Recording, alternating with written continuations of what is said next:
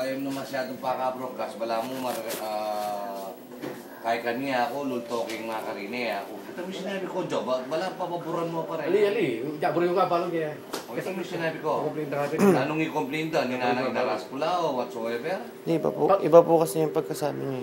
Ay, hindi. Yung pagsasaltaan nyo kasi mapangit din eh. Mabait po yung sinasabi nyo, maayos. ganito. Ano po yung pagkasabi namin? Sige. Ano ba yung mga yan?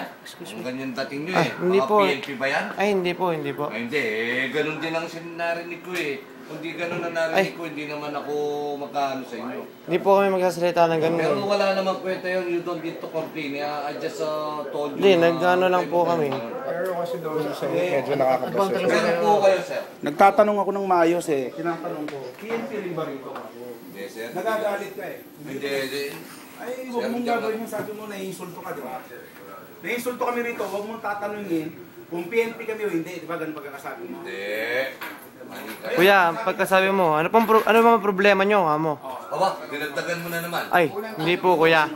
Anong problema? Sinungaling eh. Wag po kayo nagsisinungaling, kuya. Tawagin mo yung gwardiya.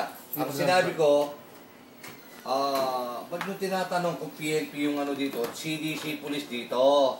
Sabi ko, huwag kayong magsasalta ng ganyan kasi iba yung ano dito, na-insulto kami. Ano po yung unang sinabi nyo sa amin? Pinakaunang sinabi nyo? Yun nga, sabi ko, ano bang... Hindi po yun. Ano ba kayo? Chinese ba kayo? Pilipino? Ano ba yan, kung Chinese kami? Oo. O bakit? Filipino citizen kami, dito kami pinanganak. Anong problema? Pareho tayong Pinoy. Ay, hindi tayo Pinoy. Chinese kayo. Hindi. Huwag mo kami didiscriminate. Ay, hindi kita dinidiscriminate. Kasi tinatanong mo kagad yun eh. Ganito po. Pwede ba kami mag-file ng complaint? Kaya natin ito para ayusin natin. Wala namang ano yun eh. Hindi tama yung ginawa niya sa akin dito dahil ako binangga ako nagarabyado dito. Kung ikaw ang binangga, boss. Pagkatapos na po complain ako dito, sinigawan niya ako dito. Ay, hindi kita sinagawa. Ayan o! Boss, ang pagkasabi mo. Ayan.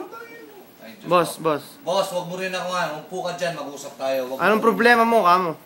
Hindi ko sinabi mo. Lumapaso kayo ng pito, sabi nyo, anong problema nyo? Akala naman mo namin, ang tinatanong nyo, baka ba't po kami nandito kung nagko-complain kami? Sabi niyo, hindi, ganito pa yung pagkasabi niya eh. Pumunta kayo po rito para may pag-ayos. Mo na naman. Ay, kuya, huwag ka nagsisinungaling. Wag mo rin ako tatawagin sinungaling, baka ikaw ang sinungaling, okay? Oh. Wag mo akong ginaganyan-ganyan, ha? Wala ka sa ano mo. Tingnan mo yung attitude mo. Okay? Kuya, nakasuot ka pang kap na pulis. Huwag mo akong ginaganyan-ganyan, ha? Hindi ko kayo inaano. Sinabi ko lang, galangin nyo yung dinaanan nyo dito. Ginagalang po namin kayo, kuya. Sana galangin nyo rin kami. Tulungan namin kayo kung sino mang bumanggang animal na yun, kasuhan natin. Yun lang ang ano ko. Pero sinabi mo na i-insulto kayo, sabi mo kanina.